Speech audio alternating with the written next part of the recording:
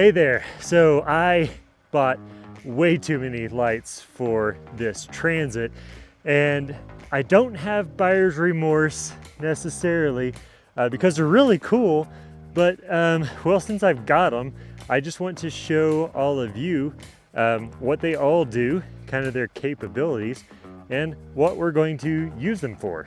So first and foremost is factory high and low beams. I didn't do anything to these, so those are just as factory. The next things up are these guys right down here, are the fog lights.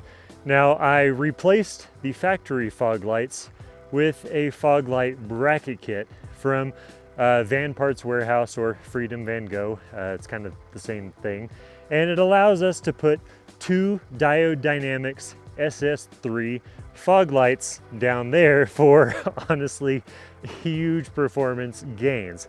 And we'll check those out here in a little bit. Now I was going to make a video teaching you how to install that thing, but Grant over at Freedom Van Gogh already made a video and it was perfect. And I'll just link to that in the video description below so you can go check that out to see how this was, but it was a half evening project, not a big deal.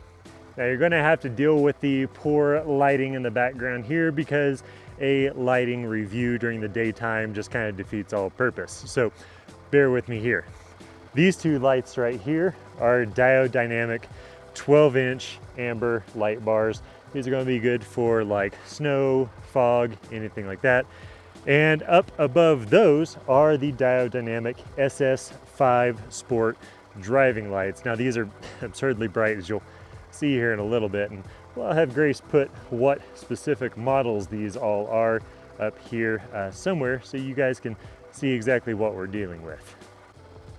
And right up here and over here, as it just gets darker and darker and our ISO is at 32,000, are the SS3 lights as well. They're the same lights as our fog lights. These are just white, and these are actually mounted on Van Compass, the same company who made our lift kit on our Transit. They make some hood mounts for these ditch lights that are kind of pointed, you know, down and off to the side so that they can see any deer or moose or elk that like to hide in the bar ditches before just jumping out at us while we're driving. Now we are going to test all of these. Oh, hey, that lighting is better. Let's just put that right there. Okay, so before we test all of these and just kind of show you what we're dealing with here, it's important to know that I'm not necessarily a rule follower, and having all of these lights is against the law in a lot of areas, and I don't really care, to be totally honest. I know there's a bunch of people that are watching this video, they're gonna be like, hey, those lights are illegal in California's Mariposa County, and it's like, it's fine, like I don't really care. We're up in remote northwestern Colorado, and we see more elk than we do people, which is realistically what I'm concerned about. So if you're one of those people who are watching my videos saying that, hey, all these lights are illegal, then I'm going to put a link to a video that you're probably going to be more interested in down in the video description below. It's going to be something along the lines of like how to get better fuel mileage on your Toyota Prius or something like that. But anyway, for the rest of you that are going to stick around with me that care about lighting performance, I'm going to show you how these lights work. So I'm going to leave all of you right there, and then, oh my gosh, off. I'm going to go into the cab and control them from there. So first and foremost is the SS3 fog lights at the bottom with our low beams.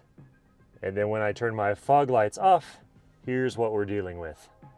Fog lights back on. And then when I switch to our factory high beams, the fog lights turn off, just the same as pretty much any other vehicle on the road. I didn't rewire that or anything like that, but that's what we're dealing with. Low beams and fog lights. Now I would really never do this, but I could turn my fog lights off and then turn my amber fog bars on, and that's how it looks like. Now if it were a snowy condition, I would be having these amber fog bars on, as well as my amber fog lights as well. And that's how we would be running like that. Now, if we're traveling down some, county road or something like that, where there are a bunch of deer in the ditches or something like that I wanted to be able to see, we're going to kick on our ditch lights that are mounted to our van compass brackets right up top. And then lastly is our SS5 high beams that are not safe for highway usage by any stretch of the imagination because they are just absurdly bright. So let's turn all of these off now that we know what we're dealing with.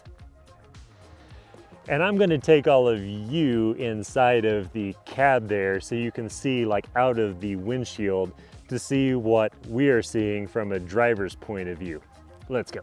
So I found a nice little dark forest road out here so we can test these lights without potentially blinding people coming in. So these are just our factory low beams. And here are our factory high beams. Back to low beams. And then these are those dual SS3 fog lights at the bottom that we replaced our fog lights with at the bottom of the bumper. Now these lights that we used are actually street legal, so this is what we're running with all the time on our low beams. So our outside beams, inside beams are all fog lights and they light up very nicely. And in the winter, the important part is that we can see where those white lines, or realistically where the edges of the pavement are whenever it's super snowy. Up here in Northwest Colorado, we get 500 inches of snow a year, in the winter, and we need to see where the edges of the road are, which is why these are so important when driving, even when we're not off-road. Now, if it's particularly snowy out, we're actually in blizzard conditions, we can hit our off-road snow button here, and these are our 12-inch amber bars that are mounted a little further up the bumper, but still low, so it's below our vision, so it's not going to create much glare. Turn it off and turn that back on. But these are still aimed below our cutoffs for our low beams. Now, if we're driving somewhere we want to keep an eye on the left and right ditches on the roads, these lights right here and these lights over here, the SS3s in white on our van compass brackets, that's what we're going to turn on. So right here, ditch lights, and then those kick on. See, left and right beams, pretty spot patterns there. Turn those off, turn those on. Let me turn off our amber fogs as well as our bumper fogs, and you can kind of see how those work there. Factory low beams, and then the SS3 ditch lights on the van compass hood mount brackets there.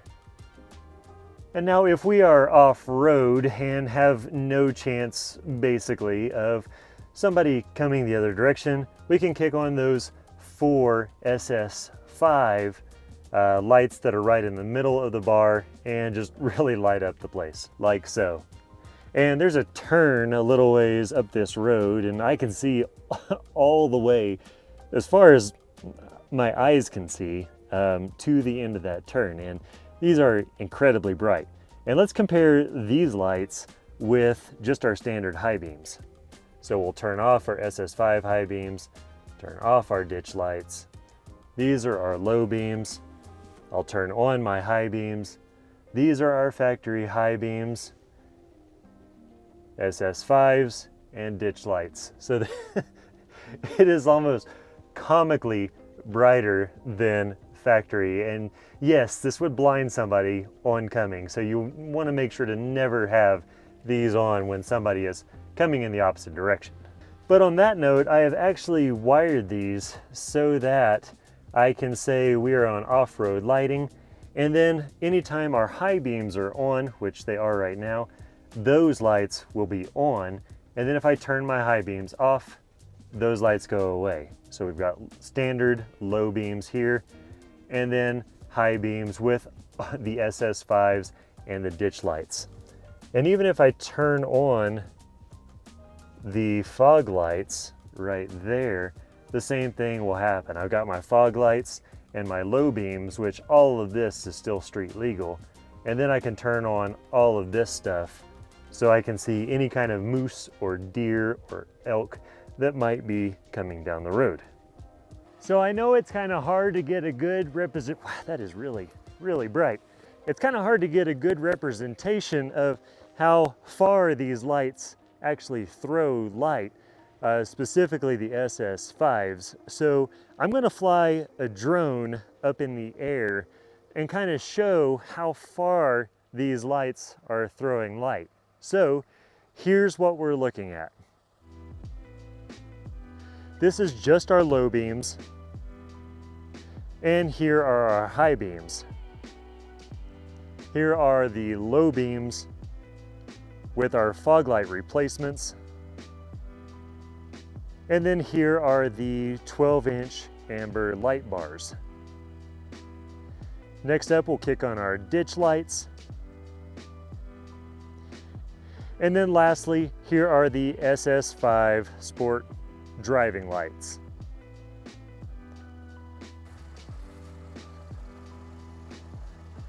So yes, we installed way too many lights on this van, but honestly, this is probably the most well-equipped in terms of lighting van that we've ever had.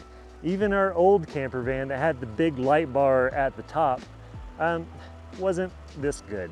The light at the top, I felt like it threw a lot of glare, and these don't because everything is below our line of vision. Now the SS5s, they do throw a bit of glare if you have some kind of reflector, but if you have a reflector, that means you're on the highway and you shouldn't be running those anyway. The fog lights at the bottom are by far my favorite upgrade because it's something you can run without worry of, you know, kind of blinding somebody, which I do like to be considerate of others, as well as being able to see the edges of the road during a snowstorm. The ditch lights on those Van Compass mounts are also pretty awesome because a lot of the places that we go will literally just have elk or deer hanging out in the bar ditch, ready to jump into the road, which is a terrible feeling.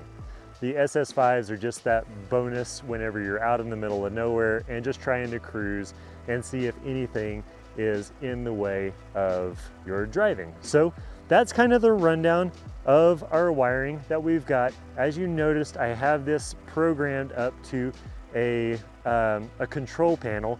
It's the Garmin Switch thing. I'll have Grace put it here. I don't remember what it's called. If you have any questions about that, I'd like to do a separate video about that, but I kind of don't know what to talk about it. So leave your questions in the comments below and I'll make another video about it. But until next time, we'll see you later.